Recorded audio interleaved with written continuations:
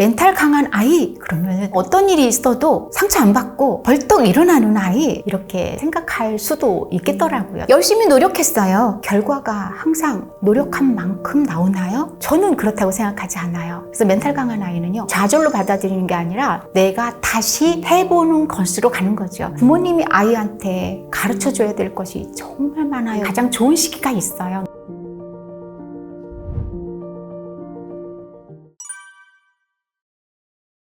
멘탈 강한 아이, 그러면 어떤 일이 있어도 상처 안 받고 벌떡 일어나는 아이, 아니면 아예 상처도 안 받는 아이, 좌절도 없는 아이, 이렇게 생각할 수도 있겠더라고요. 사실 멘탈 강한 아이는요, 유연한 아이예요. 세상을 살다 보면 좌절하는 일이 많죠. 당연히 어른도 그렇고요. 내 뜻대로 되는 게 없는 게 바로 우리 아이들의 세상살이거든요. 그런데 이럴 때 그럴 수 없어, 나한테 이런 일이 일어나다니, 이게 멘탈 약한 아이예요.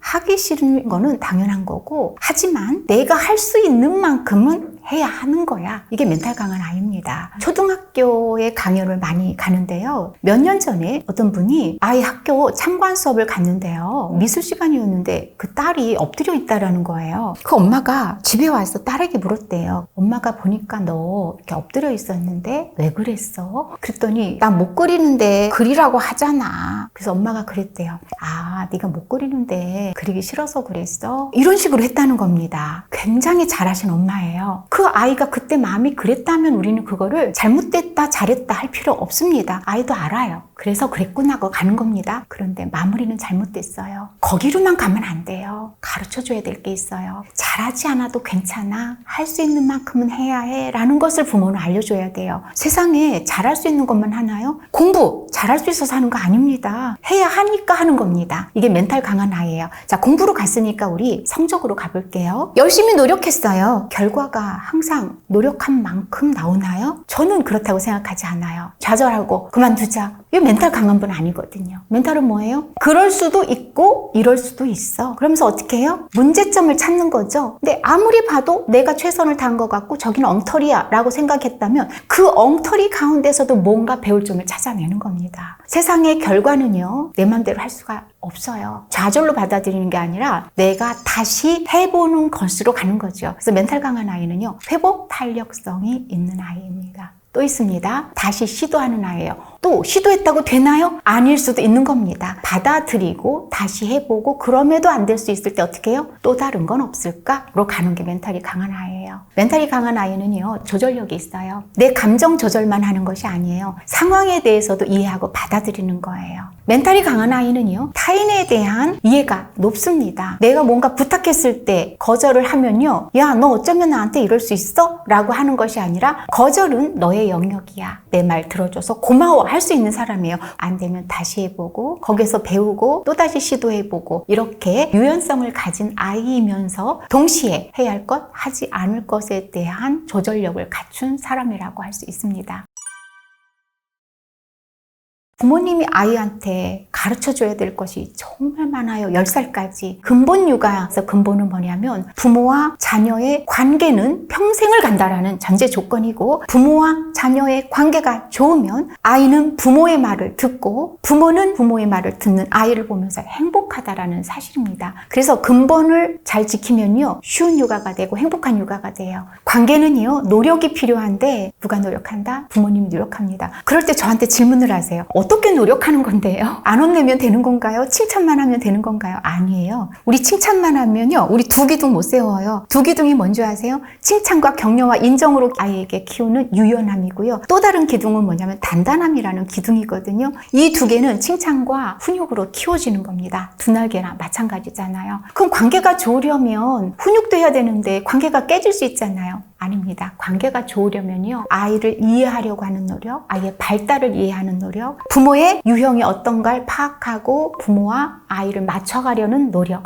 이런 것들이 바로 관계를 좋게 하거든요. 또 하나 있습니다. 노력 가운데 하나가 아이가 하는 것에 대해서 부모가 귀 기울여 주는 건데, 예를 들면 이런 거예요. 아이가 웃기려는 말을 했어요. 근데 지금 부모님 바빠요. 그리고 애가 웃기지도 않고, 또 아이들이 웃기려면 또 자기가 또 계속 웃으면서 빨리 얘기도 안 하잖아요. 바쁘다, 웃기지도 않는다, 얘가 바로 말도 안 한다. 그 다음에 아이가 안 웃기면, 야, 그거 뭐 웃긴다고 한 얘기야, 너 다른 데 가서 그런 얘기 하지 마, 뭐 이런 식으로 얘기를 한 경우가 있더라고요. 관계라는 주춧돌을 잘 놓고 싶은 부모님은 이왕 아이가 시간 뺏은 거잖아요. 그죠? 와, 진짜 재밌다, 이거 해주셔야 돼요. 제 표정 보셨나요? 그게 뭐가 웃겨, 이거 하고 어때요? 우리는요, 이럴 수도 있고 저럴 수도 있어요. 그 가운데 빨리 좋은 선택을 해야 합니다. 관계라는 주춧돌은 무조건 아이를 칭찬하라는 것이 아니에요. 아이를 인정해주고 존중해주라는 겁니다. 네가 웃기려는 말을 했구나. 그럼 엄마가 크게는 웃어주지 못하지만 그래도 미소는 지어 보일 수 있어 라고 하는 겁니다. 아이는 좋아합니다. 이게 바로 상호성의 원리예요. 그 다음에 또 있습니다. 근본 육아는 부모 말을 잘 듣게 하는 게 근본 육아예요. 이렇게 얘기하면 아이가 복종하게 하는 건가요? 아니에요. 말을 듣는 것은요, 좋아해야 듣고 싶습니다. 이게 뭐죠? 심리학에서 감정 전이 현상이에요. 부모를 좋아하게 만들어야 합니다. 부모님이 먼저 관계를 잘 맺으려고 노력해야 한다. 아이들은 잘 맺으려고 하지 않아요. 어떻게 쟤 저렇게 말을 안 듣지? 할 정도입니다. 그럼에도 불구하고 어떻게 해요? 너도 잘하고 싶을 거야. 그런데 잘 안 되는 걸 거야. 굉장히 다릅니다. 그런데 아직 어려서 잘 안 되는 겁니다. 도대체 왜 그래? 몇 번을 말해야 알아들어? 왜 그러는 건데? 이런 말 안 할 순 없지만 줄일 수 있겠죠. 관계를 잘 맺고 그 주춧돌 위에 기둥을 잘 세우시기 바랍니다. 유연함은 칭찬, 격려, 인정, 의존적 욕구를 채워주는 겁니다. 단단함은 안 돼, 하지마, 해야 해 라는 훈육으로 이루어집니다. 그러려면 부모님의 온화함과 단호함이 필요합니다. 이게 근본 육아고요. 육아를 쉽게 하고 행복하게 하는 지름길이죠. 지금 아이를 키우고 있는 부모님들이 이 좋은 때를 늦추고 더 노력해야 될 때 가장 좋은 시기가 있어요. 육아에도 시성비가 있거든요. 제일 좋을 때가 10살까지인데 저는 품 안의 시기라고 얘기합니다. 세 시기로 나누는데 첫 번째가 태내에서 3살까지예요. 이때가 사실 가장 밀착이죠. 애착 형성에 대한 이야기가 나올 때가 바로 요 3살 때입니다. 이때 너의 이야기를 들어줄게. 그래, 그것이 필요하구나. 요 단계에 맞게 채워주고요. 아이가 굉장히 생리적 욕구, 본능 욕구에 강할 때잖아요. 이때 부모님이 아이 많이 안아주면서 사랑을 많이 표현해 주는 거 진짜 중요합니다. 두 번째, 유치원과 어린이집 졸업할 그 시기까지거든요. 이때까지도 여전히 껌딱지 시기예요. 엄마, 아빠 이렇게 찾을 때가 부모님이 아이를 품어주면서 동시에 많이 가르칠 수 있는 시기입니다. 사람이 없으면 어떻게 가르쳐줘요? 찾으면서 가르칠 수 없거든요. 아이가 부모를 찾을 때, 부모를 따를 때, 부모를 필요로 할 때 아이를 가르쳐 줄 수 있는 품 안의 시기입니다. 너는 소중하단다. 최고야. 멋지다. 엄마는 정말 행복해. 이걸 느끼게 하면서 아이로 하여금 의존적 욕구도 채워주고요. 애정과 소속의 욕구도 채워주면서 그러다 보면 아이는 뭐예요? 내가 뭐가 되고 싶다. 여기까지 나아가거든요. 그러니까 이 7살까지 정말 아이를 많이 채워줄 수가 있습니다. 나머지 초등학교 들어가서예요. 이때부터 이제 학습 때문에 부모님과 아이의 관계가 조금씩 좀 멀어질 수도 있지만 초등학교 3학년, 저학년이라고 하잖아요. 부모님을 정말 많이 필요로 하는 시기고 학습에 있어서도 부모님이 많은 도움을 줄 수도 있고요. 그리고 마지막 시기라고 제가 얘기를 하거든요.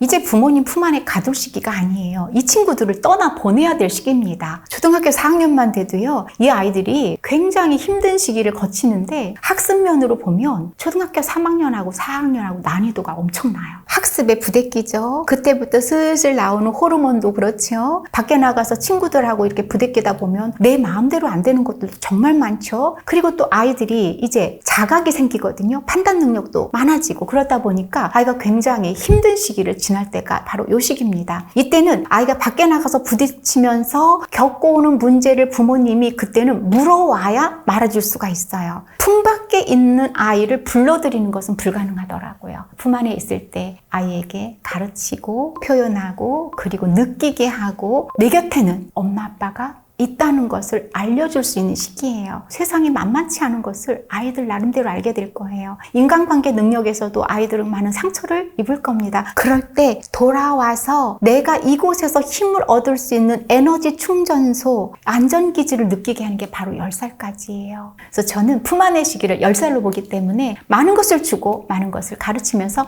이끌어가면서 관계를 돈독하게 하면서 우리 아이들이 세상을 살아가는 모든 미덕을 가르칠 수 있는 나이라고 봤습니다. 책에 부모 유형을 4가지로 나눠놨습니다. 첫 번째가요, 권위적인 부모예요. 내 말 들어 라는 거죠. 강압적으로 부모에게 끌려오기를 바라는 그런 부모입니다. 사실 권위적인 부모는요, 스스로가 권위가 없기 때문에 자기의 권위를 세우려고 끌고 가는 그런 유형이라고 할 수가 있습니다. 요즘 부모님들께서 굉장히 아이 중심 육아를 하고 계신다고 생각하지만요, 우리의 부모로부터 받았던 그런 육아가 있었잖아요. 그렇기 때문에 우리 마음속에 너는 나를 따라야 해, 부모 말은 다 옳아, 이런 것들이 내재되어 있는 경우가 많습니다. 두 번째가요, 허용적인 부모예요. 잘 알아서 할 거야. 굉장히 좋은 부모 유형 같지만 아이에게 굉장히 불안감을 주는 부모예요. 아이는요, 사실은 자기를 이끌어주는 부모를 원해요. 해야 할 것과 하지 않아야 될 것을 경계와 한계를 잘 알려주는 부모여야 하는데, 너무 허용을 해주는 것은 아이가 내가 어떻게 해야 되지? 라고 멈칫거리게 하고 불안하게 하는 그런 유형이라고 할 수가 있겠습니다. 세 번째 유형이에요, 방임형 부모예요. 굉장히 위험한 부모죠. 우리가 아동학대에도 방임이 나오는데 네가 알아서 해, 그게 엄마의 일이야? 굉장히 에너지가 적어서 아이가 도움을 필요로 할 때 그 부분을 채워주지 못하는 경우, 바로 방임형 부모라고 할 수가 있겠습니다. 너무 바쁜 부모도 그럴 수가 있겠죠. 그리고 마지막 가장 이상적인 부모 유형이죠, 권위 있는 부모입니다. 권위 있는 부모한테는 2가지가 있어요. 아이에게 자율권을 주는 동시에 통제할 수 있는 것은 통제하는 부모입니다. 굉장히 현명한 부모여야 하겠죠. 자기 감정대로 통제하는 것이 아니라 어떤 것이 바람직하고 그렇지 않은 것을 잘 판단해서 이끌어주는 부모 유형이라고 할 수 있는데, 제가 책에서 손흥민 아버지 송 감독님을 예로 들었는데, 기사 인터뷰를 보니까 이런 게 나왔더라고요. 가정에서 롤모델이 되려고 노력했대요. 왜냐하면 부모를 보고 자라기 때문에. 그런데 이분이 인터뷰 말미에 이렇게 말하더라고요. 하고 싶은 것은 마음껏 하도록 두었고 안 되는 것에는 타협하지 않았다. 이게 바로 권위 있는 부모의 유형입니다. 우리 부모들은요, 요즘 좀 갈피를 못 잡는 경우가 있습니다. 왜냐하면 너무도 많은 육아 이론이 있기 때문에 이렇게 해도 되는 건지 저렇게 해야 되는 것 같은데 라고 해서 굉장히 혼란스러울 수가 있는데, 분명한 것은요, 아이는 어리다는 것, 어른 뇌가 덜 발달한 성인이 아닌 미성년이기 때문에 20살까지는요 부모가 이끌어줘야 되고, 특히 10살까지는 품 안에 있을 이 시기에 부모가 가르쳐야 할 것, 그리고 이끌어줘야 될 것을 잘 가르치는 그런 부모가 바로 권위 있는 부모 유형이라고 할 수가 있겠습니다. 어떤 유형에 내가 속하는가, 이게 중요한 게 아니고요, 보완해 나가는 것으로 의미가 있는 거라고 할 수 있습니다. 반면에 부모는 아이에게 하면 안 되는 것이 있어요. 가정에 관한 이야기를 할 때 안나 까렌이나 처음 문장을 굉장히 많이 인용을 하는데, 거기에서 어떤 힌트를 얻었냐면, 좋은 음식을 주는 것이 훨씬 중요하다고 생각하지만 더 중요한 건 나쁜 음식을 안 주는 거예요. 수많은 것들을 해줘야지만 정말 하면 안 되는 것을 안 하는 것이 더 먼저다라고 생각을 합니다. 그 가운데 하나가 3독이 있어요. 눈독 들이면 내 거 된다고 하잖아요. 그만큼 눈독이 강하고 센 거죠. 근데 아이에게 보내는 눈독이 뭔지 아세요? 네가 그렇지 뭐, 됐어, 네가 뭘. 아이를 꾸짖고 아이를 무시하고 부모 자신을 자책하는 것들이 눈독에 들어가 있습니다. 말없음에 전해지는 수많은 말이 눈에 들어가 있어요. 눈길은이 어루만짐이에요. 눈독은 쏨이에요. 저는 아무 말도 안 했는데요, 제가 화날 땐 아무 말도 안 해요 라고 하시는 분들은 특히 왜 그런지를 집중하셔야 됩니다. 말없음 속에 수많은 독을 아이에게 보내고 있는 거거든요. 그 다음에 또 있습니다. 손독. 특히 어린아이를 키우는 부모님들 중에서 아이 손 이렇게 잡아채는 경우도 있어요. 훈육할 때 말과 행동을 같이 한다고 해서 그렇게 하라는 것이 아니거든요. 몸에 닿는 모든 손이 독이 아니라 손길이어야 합니다. 손독에는요, 이것도 있어요. 아이 부를 때 손 많이 끄덕끄덕 하거든요. 근데 3번 이상 되면은 굉장히 별로예요. 그 다음에 또 하나 있어요. 손가락. 쥐리라고 하죠. 만약에 우리 아이 선생님이 아이 가르칠 때 이렇게 한다면 우리 별로 기분 안 좋을 것 같아요. 아이 만질 때, 그 다음에 아이를 가리킬 때, 또는 아이에게 뭔가 권할 때, 아이에게 뭔가 가져오라고 부탁할 때, 이럴 때도요, 우리의 손에 마음을 담아야 된다라고 생각해서 손 절대 보내면 안 되고 손길 가자는 얘기합니다. 그 다음에 하나 정말 중요한 거 있죠. 침독. 부모님의 입에서 나오는 말입니다. 말이 씨가 된다는 말이 있죠. 말대로 된다고 하죠. 또 말은 얼마나 강력한지 아세요? 말이 또 얼마나 중요하고 눈길이 얼마나 중요하고 손길이 얼마나 중요한지 정말 현대적으로 실험을 한 로젠탈 효과, 샌프란시스코의 초등학교에서 두 그룹으로 나누어서 한 그룹의 선생님에게 이 아이들은 발전 가능성 있는 아이입니다. 이런 얘기를 했습니다. 이 그룹의 아이들이 더 성취하고 성장했어요. 왜요? 선생님이 아이들을 그렇게 대했기 때문입니다. 부모의 태도와 부모의 관점과 부모의 말이 아이를 키웁니다. 입에서 나오는 모든 것은요, 침독이자 말독이에요. 그런데 이 반대의 것이 뭐죠? 말씀이에요.